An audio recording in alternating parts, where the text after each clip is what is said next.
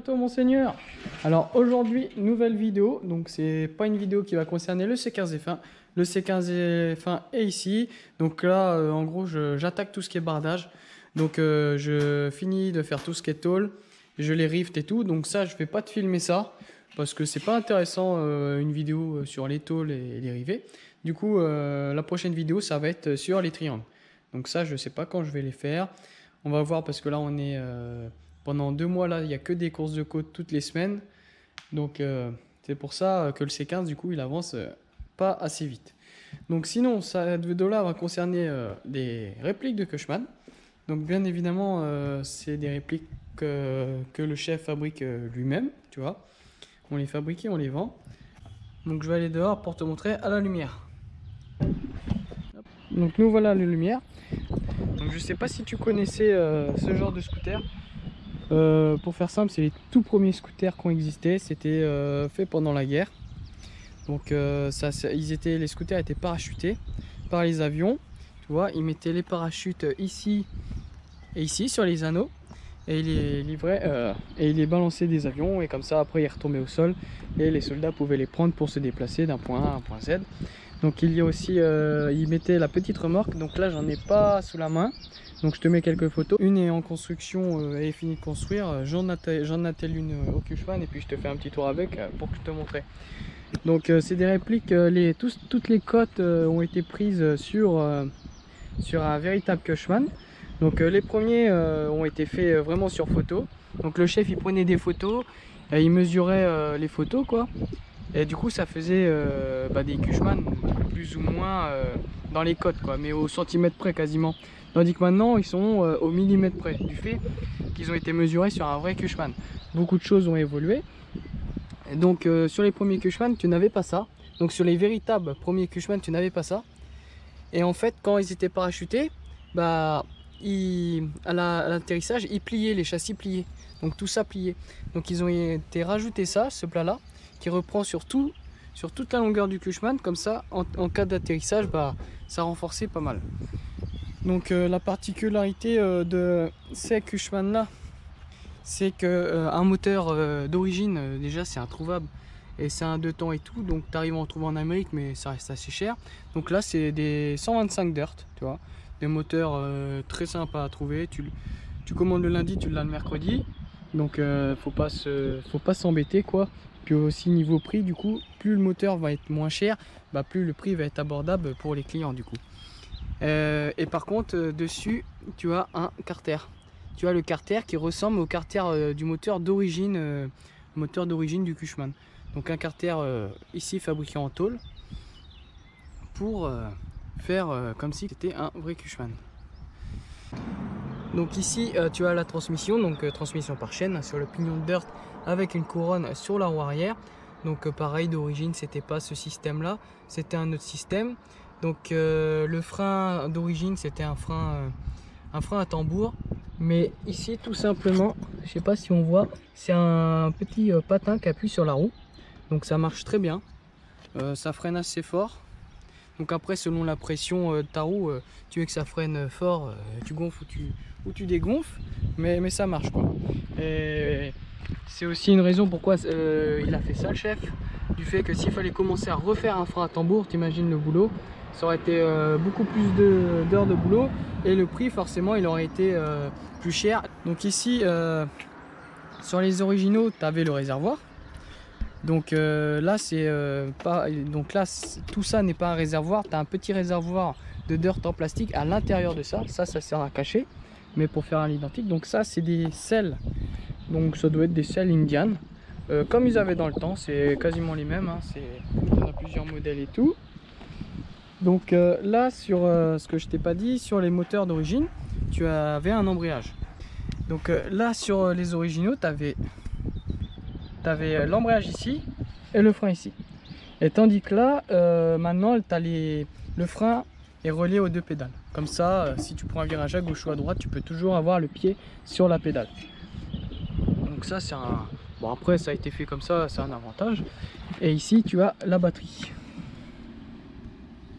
La petite batterie qui a été mise ici, qui alimente le moteur de Dirt car c'est un moteur avec démarreur. Donc là, la roue avant, c'est une roue de type aviation, hein, ça se met sur les petits avions, peut-être les ULM ou autres. Et à l'arrière, par contre, c'est une roue, alors ça n'a rien à voir avec une roue qui ressemble à l'origine. À la base, c'est la même roue qu'à l'avant, mais avec des crampons. Tandis que là, on a mis ça comme roue pour que ça remplisse mieux. Parce qu'il y en a eu un avec la même roue qu'à l'avant, mais c'était niveau, quand tu l'as regardé, c'était pas terrible à regarder. Donc c'est pour ça. Donc là, ici, sur les originaux, tu as une plaque numérotée et tout pour retrouver ton Cushman. Donc là, on n'en a pas fait du fait que le but, c'est des répliques. Hein. Faut pas que le... Bon, de toute façon, le collectionneur va le savoir, mais faut pas que la personne essaie de le vendre pour un vrai, quoi. C'est pour ça que tout n'est pas fait à l'identique. Donc ici, tu as le contact, puis là, tu as le démarrage. Tu vois, ça démarre au quart. Donc là-dessus, c'est un moteur sans vitesse, hein. C'est un variateur. Donc tu vois, dès que tu accélères, il part. Donc c'est ça l'avantage aussi du 4 tout, quoi. C'est tu mets l'essence, tu démarres et puis ça part. Donc ici, tu as les poignées, c'est des poignées comme les vrais en fait. Les vrais avaient des poignées qui ressemblaient à ça, donc c'est pas mal. Ici tu as des trous, c'était il me semble que tu avais des goupilles pour bloquer la fourche justement.